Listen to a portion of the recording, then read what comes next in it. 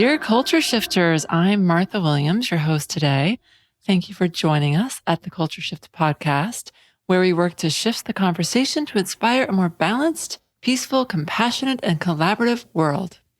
We believe culture shifts come from a profound change in how we relate to self, others, and our planet.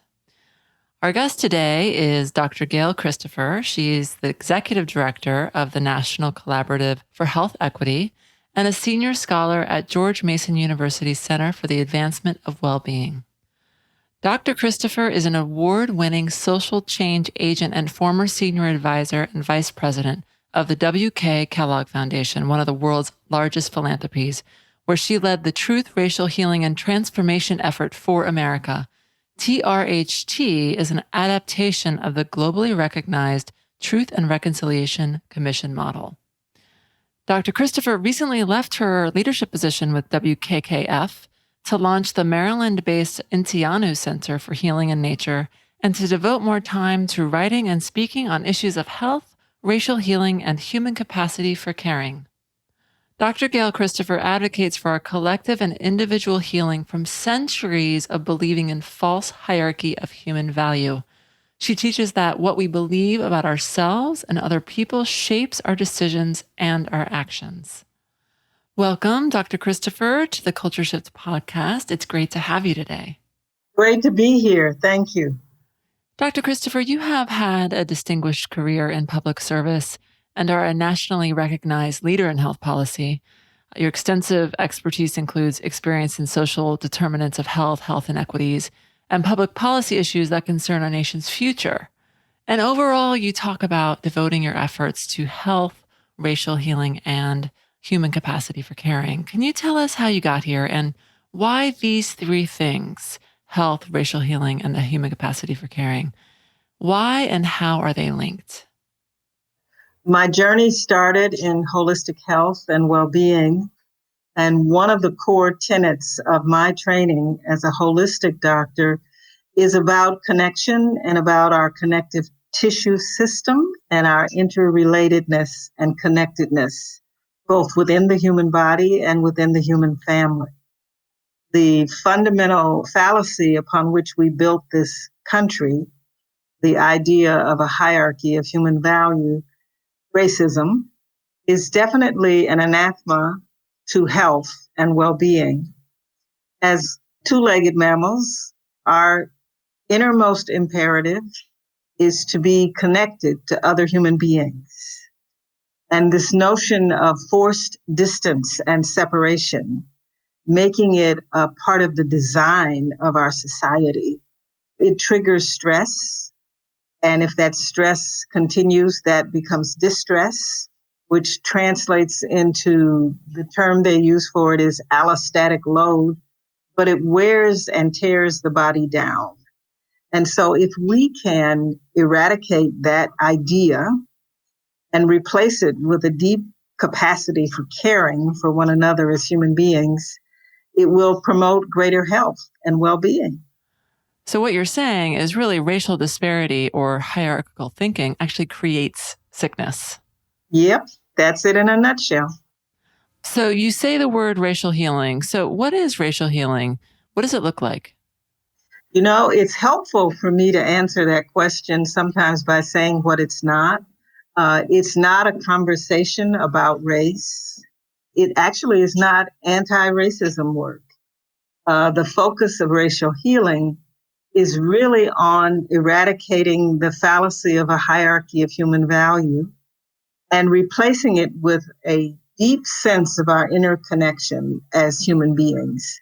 And so the difference between anti-racism work and racial healing work is that in anti-racism work, the subject is racism. In racial healing work, the subject is healing, becoming whole, becoming balanced, becoming our better selves as human beings, and recognizing our interrelatedness between one another and between the environment in which we live. So racial healing recognizes that there's certain things we believe that stand in the way of our connectedness as a human family. You talk about eradicating the idea of the hierarchy of human value, but You're focused on racial healing. Why not just call it hierarchical human healing? We're asked a lot that question. Some people want to take the word racial out of it. And my response to that is that this country was built on the fallacy of racial hierarchy. The land was stolen from indigenous people because largely of the fallacy of racial hierarchy, that this group of people from this continent with a different culture and way of being and looking, that they were not valued as human beings. And so anything could be done to them. This idea of enslavement of Africans for not a while, not for 40 years or 30 years, but for more than 2 centuries. It was based on the idea of a taxonomy of humanity that was a racial taxonomy. And so we will eventually eradicate all false hierarchies, just as the civil rights movement ushered in the disability rights movement and, the women's rights movement and, the gay rights movement. There's so many things that will come when we eradicate racial hierarchy. But for America, we have to deal with, some people call our original sin, if that's what you believe. Others call it our deepest wound in the soul of America. The deepest wound in America's soul is the fact that we became a nation because of this ability to devalue human beings. We built our economy because of this ability to devalue human beings as a race of people. And we continue to let that be the normative organizing theme of our society. And so we have to do that work. And I refuse to minimize it. Nice. I like to hear that. That makes a lot of sense, actually, what you're saying. So I want to ask you, so the model we have now is patriarchal, white supremacist model that you just eloquently spoke about, as based on centuries of believing in false hierarchy of human value. But human beings don't have a good record when it comes to relinquishing power, regardless of how good it might look for the collective. How's this going to work? What's your take on that? Yeah, that's a really good question. And when it's framed as a us and them or power dynamic, it's almost doomed to failure. I believe this work is a deeply spiritual work. It's one of the reasons I wish there would be more engagement on the part of the spiritual or religious even community. This isn't about a zero-sum game. It isn't about you have to give something up so that I can have something. It is about expanding the circles of possibility and using our creative power to create together something new. So I think it has to do with the framing. I often do this work with advocacy communities, and they begin with a power analysis. And they will say, what did Frederick Douglass say? Power, it gives up nothing without a fight, in essence. And that's a very male, very patriarchal framing of this challenge. I like to think of it more as an evolution and an expanding of our possibilities. I believe as a woman of color, as a human being, as a spiritual being, that my power is connected to the infinite power of the universe. And that I can, and any human being, when connected to that power, can create. And that creation doesn't take away from someone else's power or someone else's creativity. So I think it's a matter of how it's framed. I'm always encouraged by people like yourself who I have such a high regard for and are so accomplished that you draw so much of your strength and wisdom from a spiritual foundation. So thanks for sharing that. But I want to just take a turn here and talk about how your work intersects with the work of activism and Black Lives Matter specifically, especially since that's what's at the forefront right now. Ultimately, every movement is comprised of people following what they feel compelled to follow, to act on their passion, and most importantly, what they have the energy to do. And so I've worked constantly with many activists, and the intersection has to do with self-care, and self-compassion, and enabling, if you will, a reservoir of energy to be tapped into, energy that is necessary for all the different kinds of work. Sometimes we need the symbolic disruption of the narrative in the form of mass protests and mass marches in order to get the attention of the legislatures and the legislators. And sometimes we need those to continue because, if they go away, so does the attention on the issue. But movements, have arcs, and I think this Black Lives Matter movement has had a very, very, very long arc, and it will have a longer arc, I hope, after this moment that we're in right now.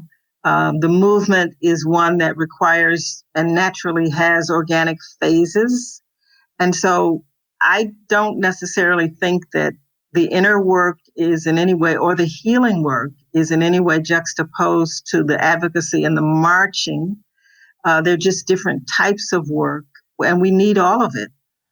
Yeah, I would really agree. We do really need all of that. And I love hearing that because so much of the work we do at Culture Shift Agency is about the inner and outer attention that is imbalanced in our society. And we often relate the inner attention with feminine energy and the outer with masculine energy, the inner being more emotional or lateral, and then the outer masculine being more vertical or building or active. And you could call, activism as really masculine, upward, outward work, but also that the inner work is really important inside of this work. So I love that you point that out. So thank you for that. I agree with that 100%. And I think every human being carries both energies, and more of one is expressed at different times in our life journey. But the universe, I think, is made up of the balance of those energies. I think we've made a mistake as humanity in suppressing the feminine for far too long, at least here in the United States. When you look at the lack of balance in terms of representation, and it isn't just how it's embodied. Sometimes when you begin to integrate professions, I remember when the medical professions first started to allow women to be, doctors in abundance, so to speak. Some of the women in the medical profession were exhibiting more male energy than the men in an attempt to identify and to be seen as valued and, as effective. And so I don't know that energy necessarily is defined by the physical vessel that it's in, but I do think that this idea of the feminine and the masculine, I think they are divine and universal principles. And our journey for each of us is to find the balance in the expression of both. No, I totally agree that there's something really universal about masculine and feminine energies, separate from the bodies of male or female or even non-binary folks. But just to come back to the activism piece, do you think things are actually changing? I do. If you were to talk to a clinical psychologist, they would tell you that the opportunity for the real growth for the patient or the family or the couple, the opportunity for the real growth is in the midst of the crisis.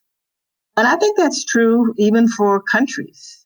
We are in an unprecedented upheaval moment, right?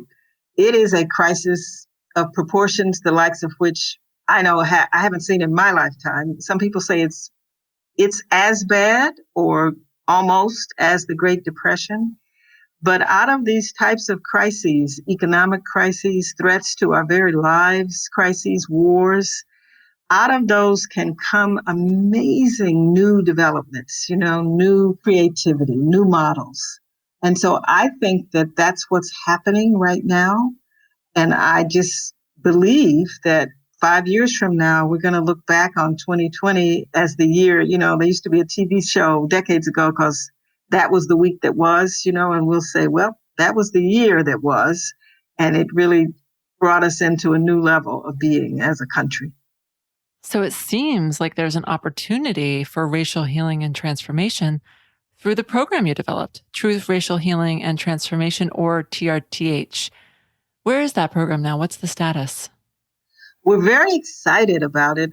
We have 14 geographic areas, cities, towns, states, counties, that are in their third year of implementing the model.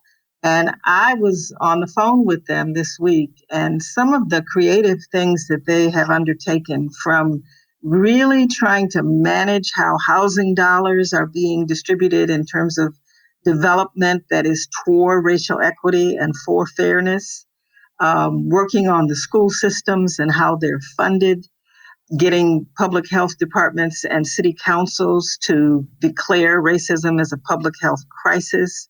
Chicago has trained 300 people to be racial healing practitioners, and the city of Chicago is about to announce from the city government a major racial healing initiative.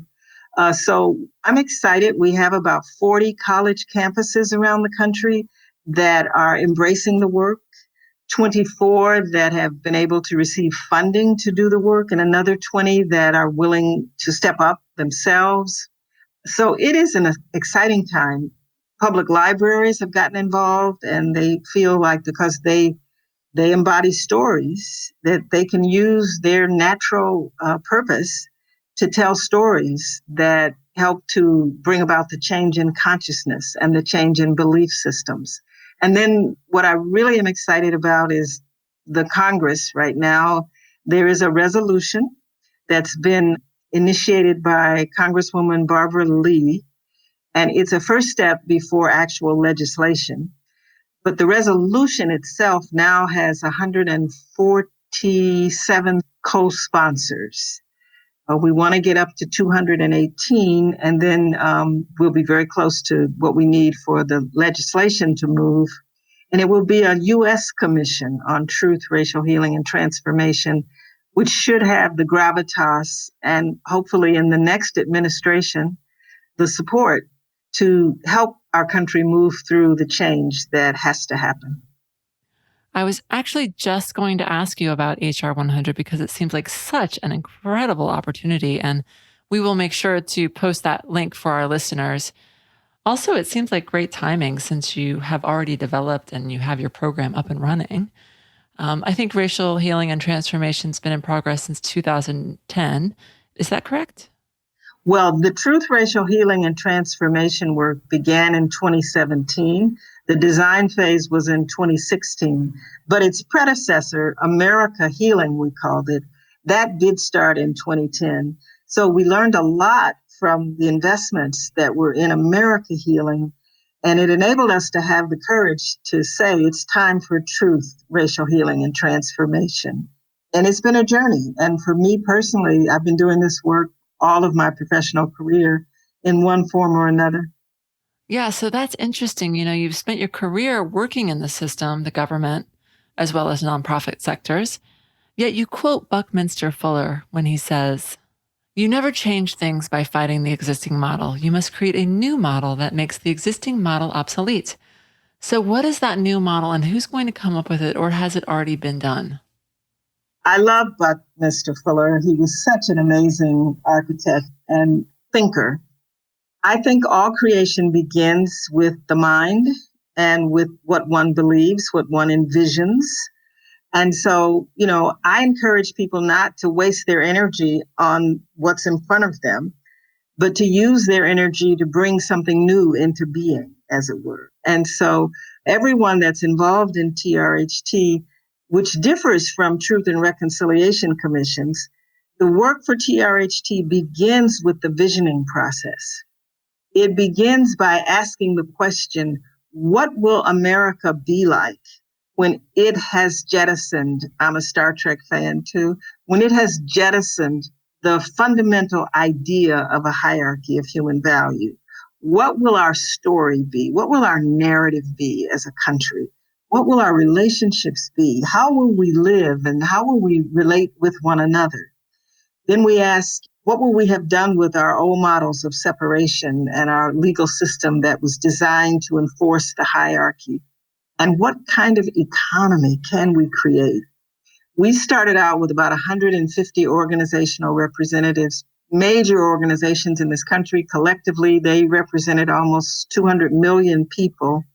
And we took them through a process, a 7-month process of engaging in that kind of visioning. And if you go to the Association of American Colleges and University website, they devoted a full issue of their magazine, Liberal Education, to capturing those visions of the teams. We divided into teams, and each team, the lion's share of their work was to actually imagine a future without racism. And that's what we ask all the communities to do. What's going to be different about their communities? So everyone that engages in the process helps to create the new model. I've created a model for facilitating better relationships, healing circles that we call them, where we bring diverse people together and we have co-facilitated experiences of sharing our authentic narratives so that we connect at a deeper level to our humanity. But this new America that has to be created, it comes from believing in the aspirational tenets of the United States, but being determined to actualize them as the late John Lewis was all of his life. Actualize them in their purest form, one that does respect all people and does treat them as equals. Yep. But, I would argue that gathering people in circle is one of the new models. It is. We call our approach to it RX, or prescription racial healing. We do it because we want people to be reminded of the health benefits of doing this. Isn't it interesting that you've had reductions in infant mortality and premature births upwards of 70%? And, OBGYNs and the maternal and child health community is saying, what is happening here? What are we doing that is improving the birth outcomes all over the world? What is it about sheltering in place? I think it has to do with the time that people are spending together. We think about food, air, and water as basic human needs. We underestimate how much we need other people. We need connection with other human beings. And that's kind of where we started this interview today. But it's a basic need. We derive our energy and our humanity from our interaction with other human beings. And to bring it back around, I think that circle really emphasizes the value of being together. It's so relational and about human interaction, and actually is like literally not hierarchical. The model itself is not. For that moment, we're all equal. It's also interesting because communing in circle is really ancient. Absolutely. It's an indigenous culture phenomenon. Circle, if you look at many indigenous cultures, they take their guidance, their wisdom from nature.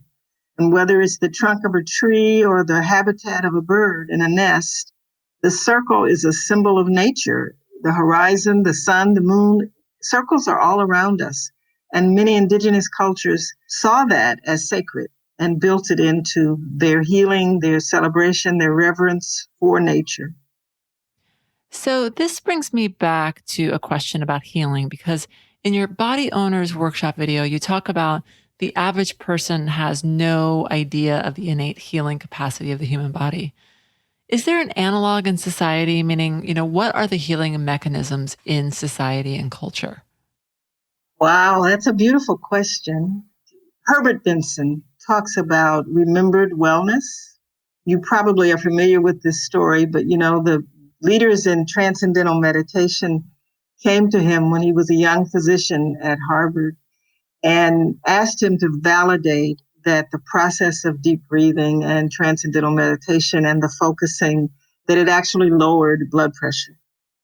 And he was an up-and-coming physician in a major medical institution. And he was like, I can't do that. That's not science. But they were persistent. And so he secretly studied their results. And he found a remarkable impact on blood pressure without the side effects of the pharmaceuticals. And he decided he had to search for why was this happening. And he studied cultures, ancient cultures, contemporary cultures, all over the world. And he came up with the fact that every culture had some system that might be comparable to transcendental meditation, some system of deep focus and deep relaxation that led to greater health outcomes, that led to greater healing. And he termed it the relaxation response and built the rest of his medical career on promoting this capacity to have a deep centeredness, if you will, a deep letting go of the stresses and the worry and the future focus in a sense of an anxiety-driven future focus, right? And so I think one of the things that's healing in our society is the opportunity to do that, the opportunity to stop and to breathe deeply and to focus on thoughts and feelings that unleash our innate restorative capacities. You know, the human body creates itself from a single cell. Just sit with that for a minute. You know, the cells are not added, they are divided into these trillions of cells that make up the human body. The wisdom, the blueprint, the knowledge of creation is embedded within us. I believe that if we had a medical system that was grounded in that reverence and respect, you know, we would probably do a lot better in terms of our health outcomes because we would be working with the human body and not against it. So the Body Owners Workshop is designed to connect people to that understanding of the myriad ways in which the body heals and restores itself, but also those ways that we need to live and be with one another in nature and in relationship that will optimize that. I think the work of Stephen Porges and the polyvagal theory has probably done the most in the last maybe 20 years to attune people to this idea that we have an innate neurological, physiological response that is designed to heal and restore and to bring balance. And we as human beings must feel safe. We must feel protected. We must feel comfortable. And when we are not, when we are threatened, when our environment or we believe our environment or our relationships are a threat to our being, it is like planting the seeds of illness and degeneration. There's a couple of things in there that are really interesting. First of all, for me, I've been on this path for a long time of slowing down, of relaxing and sinking. But it's really been brought to light, I think, for so many people when COVID hit.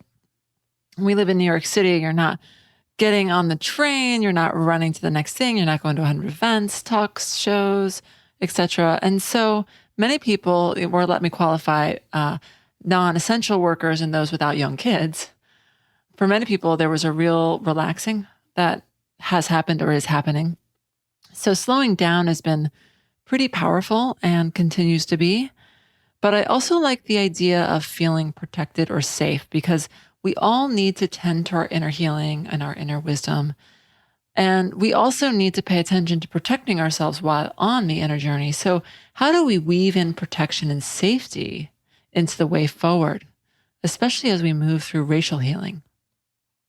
I believe that there are two primary emotions. There is either love or fear. And so I think trying to be in that space of love, of the expectation of love, of the capacity to extend love, to receive love, I think it mitigates fear and it takes our creative energies into a realm that makes us, I don't want to say less in need of protection, but certainly less vulnerable. And when I used the term protection earlier, I was drawing from Porges' work specifically, because he really talks about creating environments for, particularly for children, but for everyone, that sends a message to the physiological and neurological body, right, to the systems that says basically you don't have to retreat, you don't have to be afraid. You can relax, you can be fully expressed, and there is no harm here for you. And what's so interesting is we're in a time where there is so much growing love towards a solution around the racial divide, but there's also so much fear and so much ignorance. So, how do we move into community, positive power, and radical transformation when we're in the face of this polarity? And I go back to the healing circle methodology and into expanding circles of connection and engagement. People are doing this, all over the country. And we know when we have touched one another's hearts. We know when something is right and when something is good or wholesome. And I think we're challenged because of the internet and social media. And we're also challenged because we have a bully pulpit right now that's being amplified. That is one that is rooted in division and the lack of civility and the lack of love. But I think this reaction that we're seeing right now in the country is a natural counterweight to that. I have faith that there's more love than there is fear. And I think those of us who are gifted with that faith, we just have to be heard. And that's why I applaud your efforts in terms of your podcast. I think you're doing good work, and I'm honored to have been invited to be part of it. Wow, that feels really good to hear, especially from you, Dr. Christopher. So thank you. So, how do we stand up to power that uses fear to control? I think that if we're doing the inner work, really doing the inner work, we won't find ourselves in situations of confrontation as often as we'll find ourselves in situations of creating the counterbalance and the counterweight. The inner work is what becomes the architecture of our path forward, and we'll draw into our lives the opportunities for the expression of our work, and the work that is counter to that begins to shrink in its evidence in our lives. I like that, emphasizing the idea of belief as the principal driver behind any kind of design, any kind of thing that you're building in your life, the relationships you have, what you draw towards you. But you also mention media and social media, which is so often based on perpetuating a narrative of fear, not love and connectedness. Do you know anyone doing work around transforming that? I appreciate the question, and I appreciate the fact that you all have honed into that as the heart of the work.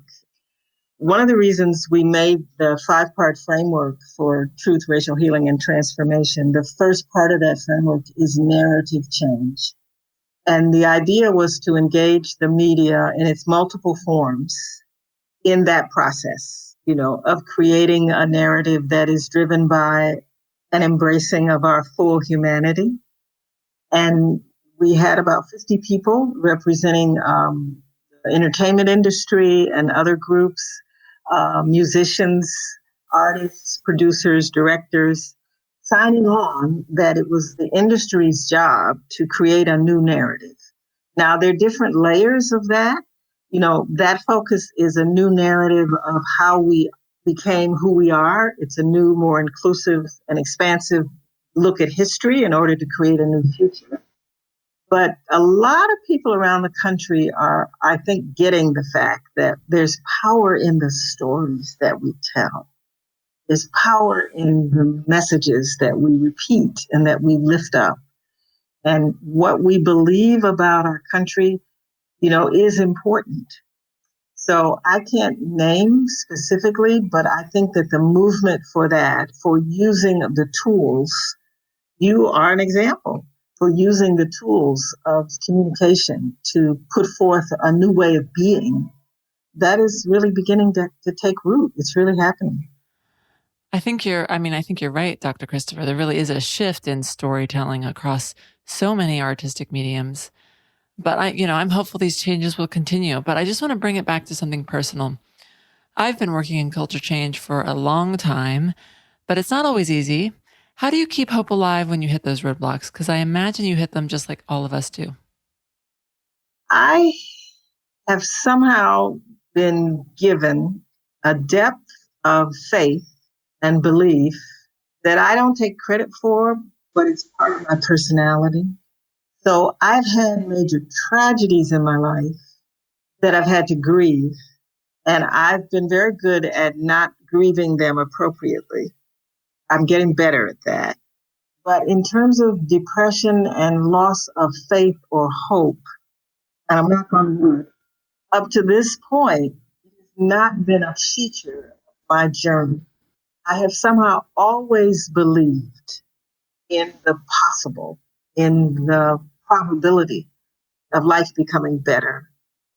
It may Martha, have to do with being an African American woman and seeing from where my people have come from and what we've come through and who we've become in spite of the oppression. My mother was born, she was one of 14 children in a one-room shack in Alabama. And she became one of the 100 most influential African American women in America in her lifetime. She was the only one of those 14 children to get a college degree. And, I had to look at the fact that she could do that. And my dad was just the embodiment of love, although he was orphaned as an infant and spent his life trying to make sure that that didn't happen in any way to his children, that they had the love of both parents, stable family. And, my story is one of millions of stories, success against the odds. So I don't think that, not having hope or faith has been a burden that I've had to carry. I've had to carry other burdens, many, but somehow I'm able to. My dad used to marvel. He would say, "How is it that you manage to land on your feet no matter what happens?" Right? And I would joke and say, "Because I don't think I'm in this by myself." And, I think my ancestors and my angels, and, to use your term, there's a protective element in my life. And so my hope is my wellspring of hope and is really a deep, deep spiritual faith. I think someone asked me recently, they said, "What do you think is the most important thing that a parent should give a child?" I thought about it, and I think my parents gave it to me, although they didn't ever verbalize it that way. But I verbalized it with my kids. But I think the most important thing you can give to a child is belief in themselves. And the knowing that they are connected to the ultimate force of love and creativity and the universe, and they can do, they can be, and none of these fallacies can really stop them. And if you can have a child know that, the sky's the limit for them, and they actualize that. I'm very intrigued by how you link your strength, your compassion, and your very obvious deep heartedness that I feel. How you link that back to your family and ancestors. The first work that I did in this space of racial healing was a K through 12 curriculum that revisited the history of the United States from multiple racial and ethnic perspectives, right? And we developed this amazing set of resources working with hundreds of educators representing Native American history, scholars, African American history, Filipino, Asian American history, Puerto Rican, European.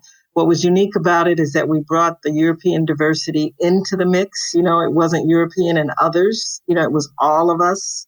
And it was my first exposure to the stories, the history that I had never been taught. I didn't know anything about Angel Island on the West Coast and the detention of immigrants through that island. I didn't know people from the Caribbean came through Ellis Island, I didn't know the Puerto Rican story. And that moment early in my career, immersion in these multiple stories of history and watching classroom teachers go through the same kind of, overcoming being dumbfounded, but being able to use the materials to teach their students, it was powerful in getting me to believe that it was possible through history to change people's understandings and perceptions of reality.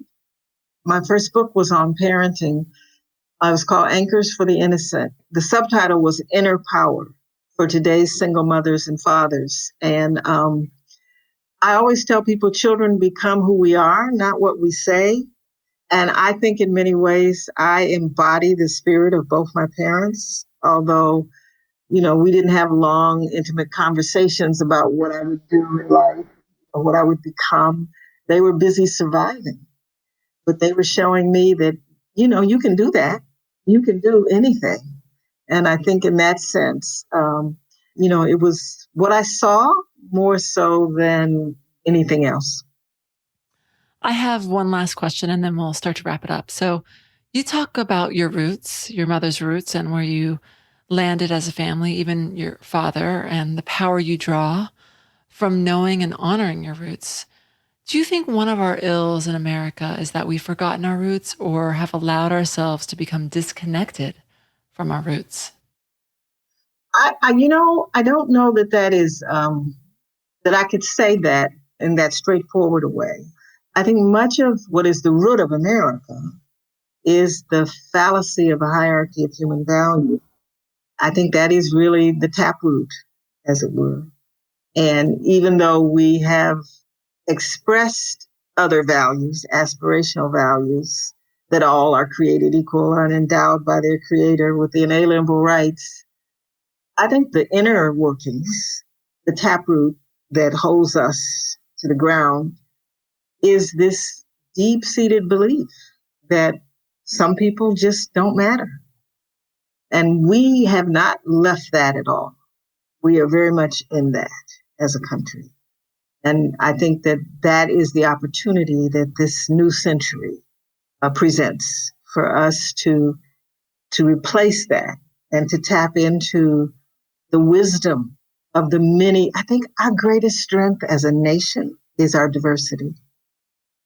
And within that diversity comes the wisdom of so many indigenous cultures from all over the world, as well as the indigenous culture here, the Native American culture.